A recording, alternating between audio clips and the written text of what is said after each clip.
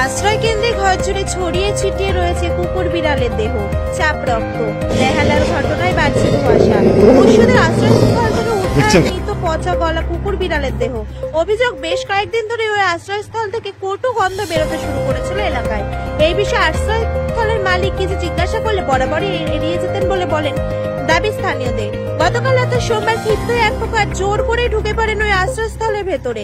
আর ভিতরে ঢুকতেই গা গুলিয়ে ওঠার মতো দৃশ্য চোখে পড়ে এলাকাবাসী। তাদের অভিযোগ, চারদিকে ছড়িয়ে ছিটিয়ে ছিল কুকুর বিড়ালের মৃতদেহ। এমনকি কিছু মৃতদেহ অর্ধেক কাটা অবস্থাতে দেখতে পাওয়া গিয়েছে বলে দাবি জানিয়েছেন তারা। যথারীতি এই ঘটনার পর ব্যাপক চাঞ্চল্য ছড়িয়েছে এলাকায়। এরপরই খবর দেওয়া হয় কর্ণশ্রী থানায়। আটক করা হয় ওই কেন্দ্রের বেশ কয়েকজন কর্মীকে এবং পরে তাদের ছেড়ে দেওয়া হয় বলে অভিযোগ। Bureau report, HN news 24।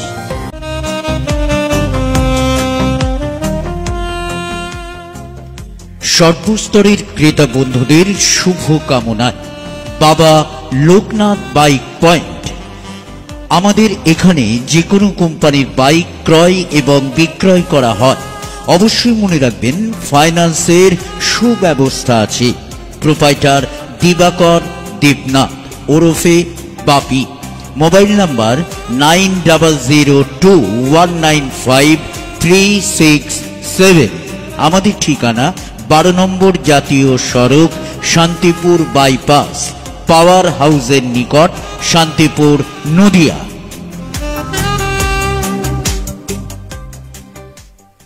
শুনলাম এখানে আমাদের অভিযোগ পশু হত্যা করা যাবে না।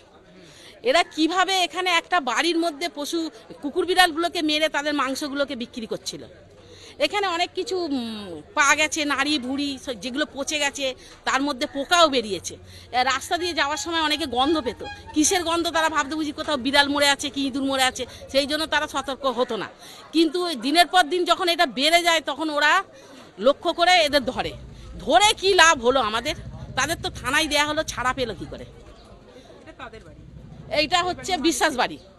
এটা বিশ্বাস বাড়ি 20 নম্বর সাগর মান্না। এটা বিশ্বাস বাড়ি বলছে কেউ কিনেছে, কেনার পরে এটাকে ভাড়া দিয়েছে। কে কিনেছে সেই মালিকের নাম আমি বলতে পারবো না, কারণ মালিকের নাম আমার জানা নেই। একজন ভাড়া নিয়েছিল, ভাড়া নিয়ে এই ব্যবসাটা করছে। রাত্রিরে এইখানে গাড়ি ঢুকতো, গাড়ি করে এটা মাল পাচার হতো। এটাও অনেকের চোখে পড়েছে। পড়ার পরে তারা আশেপাশে সব সতর্ক হয়েছে, যারা আশেপাশে থাকে। অনেক সময় অনেক রাত্রি পর্যন্ত, এখন যেহেতু গরমকাল, মাঠে থাকে, আশেপাশে সব বসে থাকে, তাদের চোখে পড়ে এইগুলো। আজকে ঘরের ভিতর আমাদের পুলিশ ঢুকতে দেয়নি। কালকে যারা ঢুকেছিল তারা দেখেছে ড্রামের মধ্যে ঝুলছে বিড়ালের ছাল, কুকুরের ছাল, আর ড্রামের মধ্যে নাড়ি ভুড়ি সব এগুলো পচে আছে। এইরকমই তো আমরা শুনেছি, আমি তো দেখিনি পাচার করাটা, সেই জন্য সঠিক আমি কিছু বলতে পারবো না। আমার নাম শিলা হালদার, আমি 132-এ থাকি, এটা মান্নাপাড়া।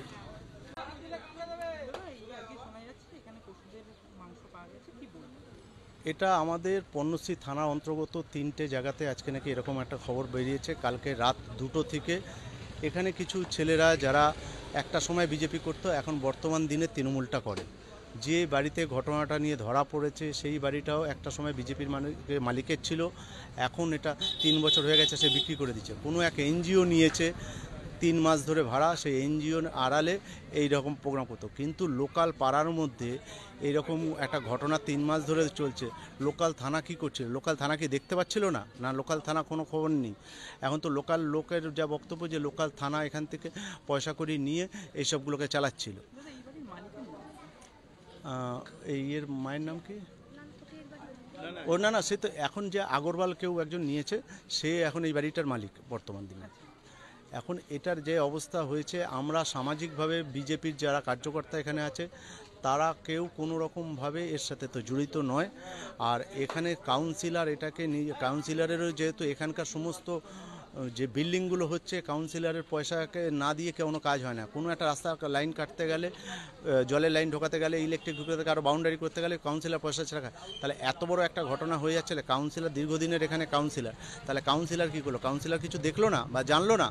সব ভিতরে এখনও মানে অনেকগুলো পশু আছে, কুকুর আছে, বিড়াল রয়েছে, তারপরে তাদের কেটে তাদের রক্ত পড়ে আছে, কিছু বালতিতে কিছু নাড়ি ভুড়ি হ্যান ত্যান রাখা রয়েছে। তারপরে এখানে এত দুর্গন্ধ, আশপাশের মানুষ এখানে সুস্থভাবে চলতে পারছে না, থাকতে পারছে না।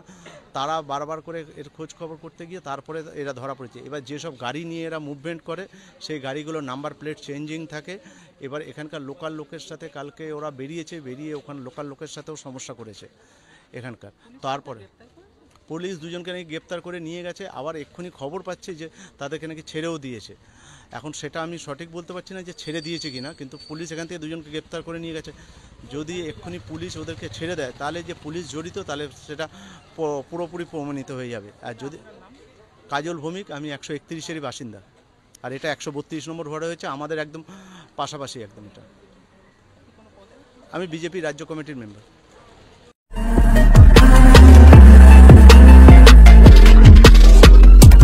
নমস্কার, আপনারা দেখছেন HR নিউজ 24, সত্যের লক্ষ্যে মানুষের পাশে।